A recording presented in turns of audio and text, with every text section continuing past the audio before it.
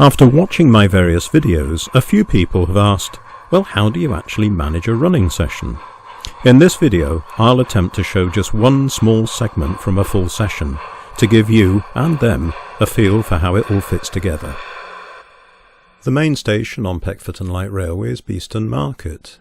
As we progress down the line, we pass Beeston Castle, round to Peckforton, then under the line, back round the sheds to Bukeley, and then continue down to the other terminus at Bickerton. We pick up the session about halfway through. The passenger train is at Bickerton, the quarry train is in the sand quarry siding, and the ore train is in the copper mine sidings. Ore trains from the copper mine travel up the line, round behind the sheds, through the link to Bukeley, and then carry on along the main line, through Peckforton, Beeston Castle, and then to the exchange sidings at Beeston Market. Full skips are exchanged for empty skips through the hidden link to the copper mine. The daily pickup goods is about to be assembled at Beeston Market. The manifest for the train is generated by my trusty old Scion pocket computer.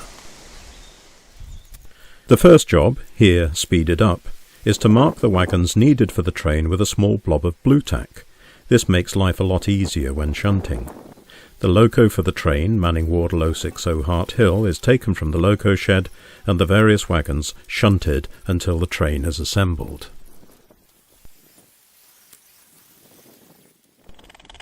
Now that's done, I turn my attention to the ore train in the copper mine sidings.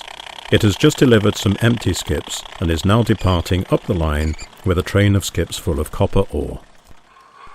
While that is happily wending its way up the line, I stroll over to Bickerton and run the loco, Bagnall 042 Bunbury, around its passenger train.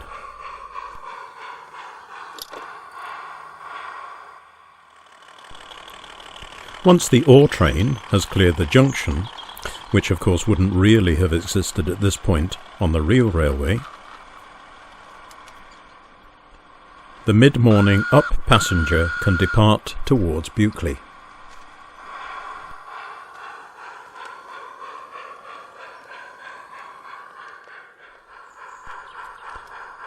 I now follow the up passenger as it climbs Gallantry Bank and pulls into Bukeley Station, where it will halt for a while.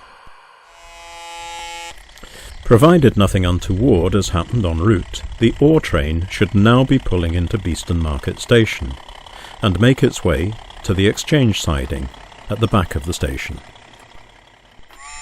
The line is now clear for the down pickup goods to depart. Using a computer-generated semi-randomised manifest means every goods train is different, which sometimes produces some interesting shunting puzzles at each station as it progresses down and then back up the line. At Beeston Castle, I check the Scion to see what needs to be dropped off and picked up. As a cattle wagon is due to be picked up and 2 wagons dropped off in the down-facing siding, I stop the pickup goods on the approach to Beeston Castle Station.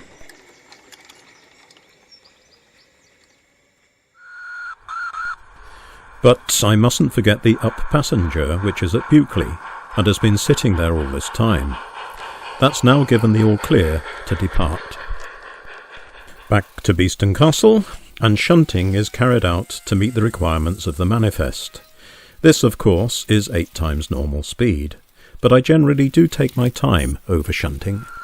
Meanwhile, all being well, the up passenger should just be arriving at Peckforton.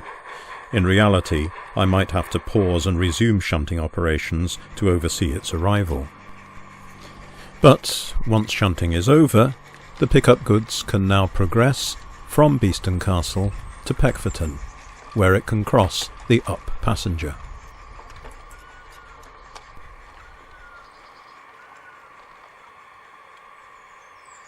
With the line ahead now clear, the up passenger can proceed up the line to Beeston Castle, while I check the manifest to see what, if any, shunting is required to and from the pickup goods. I follow the up passenger to Beeston Castle, where it halts for a while.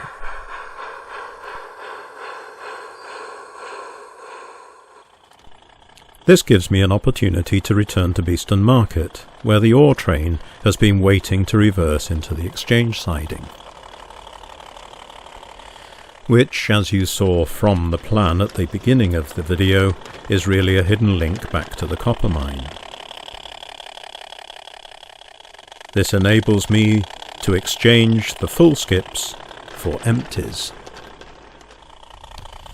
When it gets back to Beeston Market, the loco retrieves the guards van from the siding and attaches it to the train of empty skips, ready for their return down the line.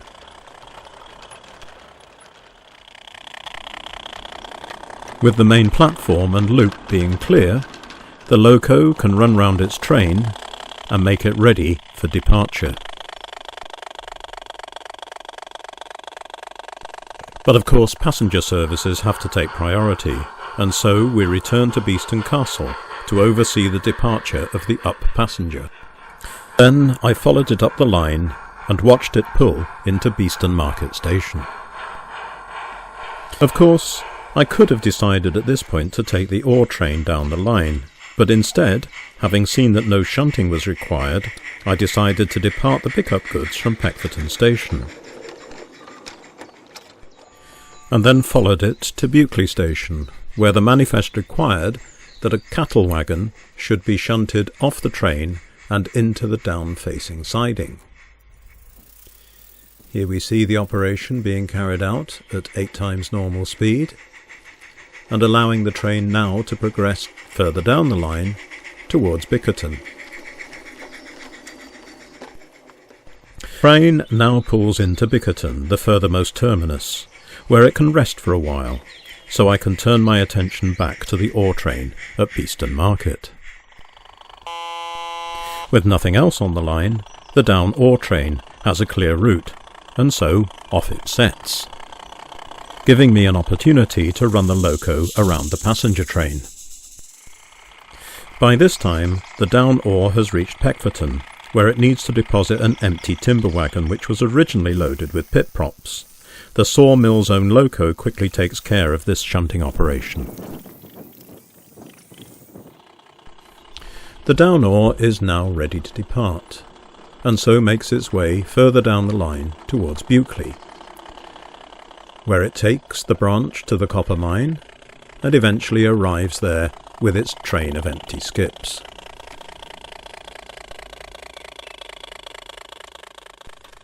And so, back to Bickerton and the pickup goods. The manifest reveals that 2 wagons need to be dropped off and 3 picked up. As previously, after being marked up, the relevant wagons are shunted. Although I have speeded things up by 9 times for the sake of the video, I generally take my time over shunting operations. I get great satisfaction from working out the logistics and then try to carry out each manoeuvre at a realistic speed. In real life, of course, the rest of the railway would not be held in suspended animation while this operation is carried out. And so we now return to Beeston Market, where the loco crew and passengers have been waiting patiently for the midday down to depart.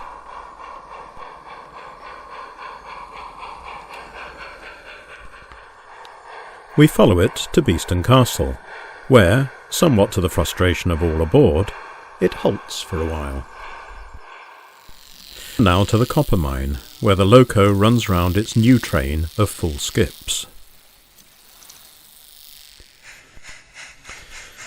And now a return to Bickerton, where, as we know, the pickup goods is ready to depart, and make steady progress back up the line towards Buckley. At Buckley, the manifest tells us that a couple of wagons need to be dropped off, and another 2 wagons picked up from the up-facing siding. The train is stopped beside the siding to allow this to happen. Meanwhile, the midday down is now more than ready to depart Beeston Castle and make its way onwards to Peckforton. We follow it down to Peckforton, where, you guessed it, it pauses for a wee while. Back to Beeston Market, and a light loco departs to make its way down to the sand quarry to retrieve a train of loaded hopper wagons. But of course it's now time for that train of loaded ore skips to depart the copper mine.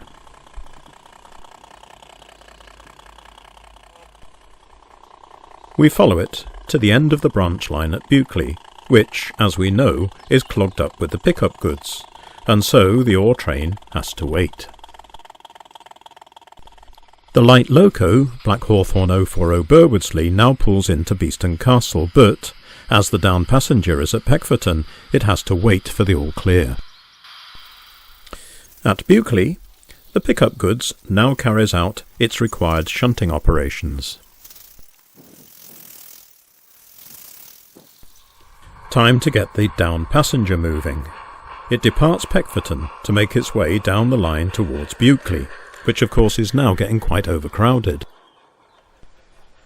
Whilst it is on its way, as you can see in the background, Peckforton is now free to take the light loco, but of course it has to wait, as the line ahead is occupied. And so to the Piccadilly Circus of the Peckforton Light Railway, Bukeley, where the pickup goods simmers while the down passenger arrives. And now a decision has to be made. Do we allow the pickup goods to proceed Peckforton, or the light loco to follow the passenger? Well, the pickup goods takes precedence and sets off up the line to Peckforton. After the briefest of stops at Bukeley, the down passenger is now actually permitted to proceed on towards Bickerton, where, much to the relief of the crew and passengers, it pulls in. Of course, in reality, the train movements would be carried out simultaneously rather than sequentially. And now, with transmitter in hand, we find ourselves at Peckforton, where the light loco is waiting for the pickup goods to clear the section ahead.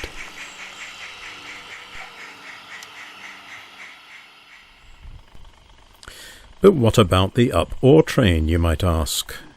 With Bukeley now clear of traffic, it can at last join the main line from the copper mine branch.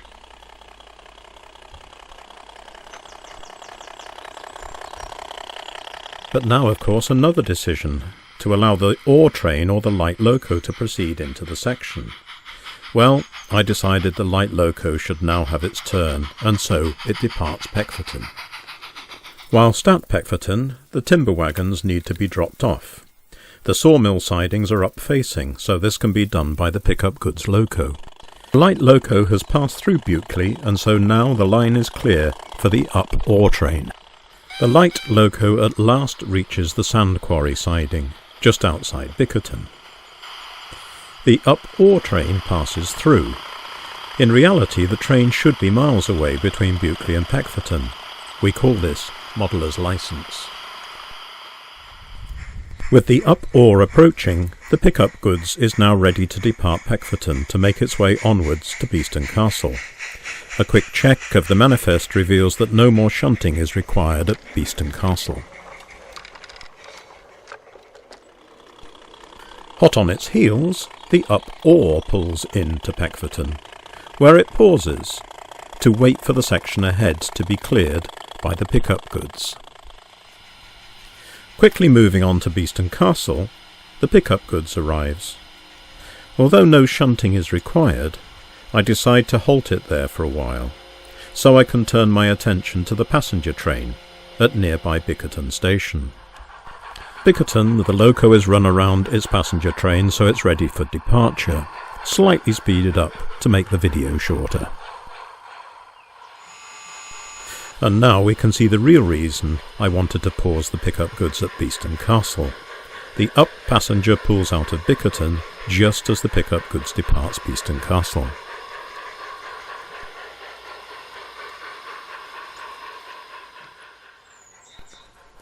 As the pickup goods makes its way towards Beeston Market, the up passenger is approaching Bukeley Station. The two trains are actually miles apart at opposite ends of the railway, but I had to fit the route into my garden somehow. Now that the pickup goods is on its way, the line is clear for the up ore to depart Peckforton. It now seems as if everything on the line is converging towards Beeston Market Station. First to arrive is the pickup goods, closely followed by the up ore, which has been slowly and happily rumbling onwards and upwards to this point. The up passenger is still miles away, just leaving Buckley Station. However, its departure allows the sand train to follow on from the quarry siding.